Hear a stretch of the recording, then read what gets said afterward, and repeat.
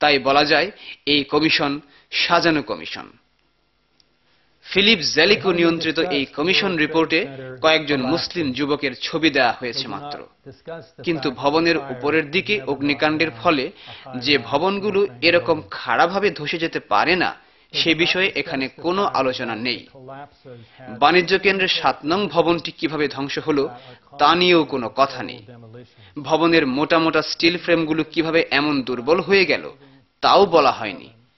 কালো ধোঁয়া নির্গত হওয়ার মানে হলো আগুনের তীব্রতা কমে যাওয়া, কিন্তু তথাপি হামলার দীর্ঘক্ষণ পর ভবন দুটি হঠাৎ করে বিকট শব্দে ধসে পড়ল কেন, এ ব্যাপারটিও এড়িয়ে যাওয়া হয়েছে। পেন্টাগনের নিজস্ব অ্যান্টি মিসাইল সিস্টেম ব্যবহার করে তৎক্ষণাৎভাবে আক্রমণকারী বিমানকে ভূপাতিত করা হলো না কেন? কি করে আরব যুবক ইউএস এয়ারলাইন্সে চাকরি পেল এবং ঘটনার দিন কোন পদ্ধতিতে সবাই একযোগে বিমানের বোর্ডিং পাস পেল? এই প্রশ্নগুলোর উত্তর কমিশন রিপোর্টে নেই।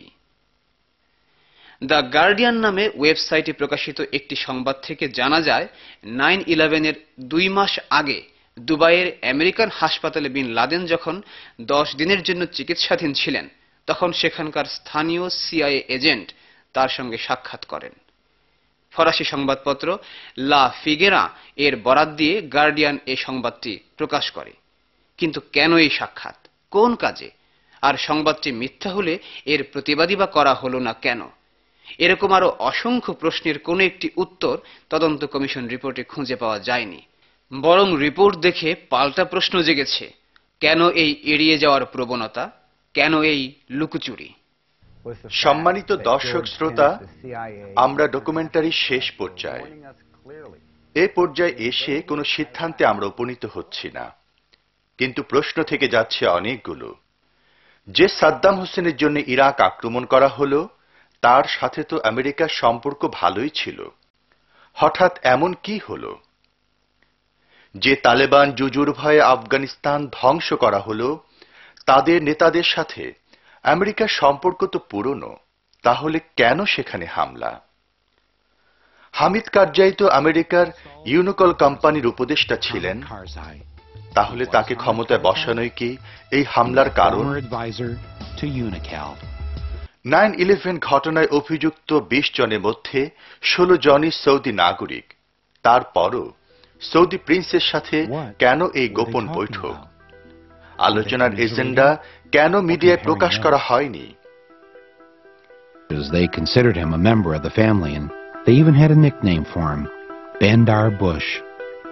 2 nights after September 11th, George Bush invited Bandar Bush over to the White House for a private dinner and a talk. আমেরিকার জাতীয় নিরাপত্তা নিয়ে সারা দুনিয়া আজ তোলপাড়। লক্ষ্য করুন, আমেরিকার অরেগন প্রদেশের সীমান্ত একেবারে অরক্ষিত। দীর্ঘ সীমান্তে একজন মাত্র police. The total number of state police protecting it? 1. Part-time. সন্ত্রাসীরা তো এই পথেই ঢুকে যেতে পারে, তাই প্রশ্ন জাগে, আমেরিকা কি সত্যি তাদের নিরাপত্তা নিয়ে উদ্বিগ্ন, নাকি একটা যুদ্ধ অবস্থা বজায় রেখে আসল উদ্দেশ্য হাসিল করতে চায়?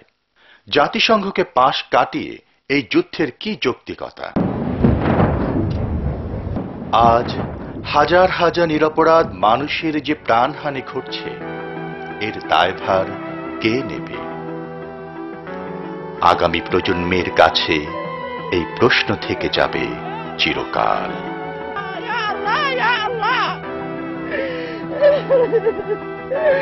Ya Allah!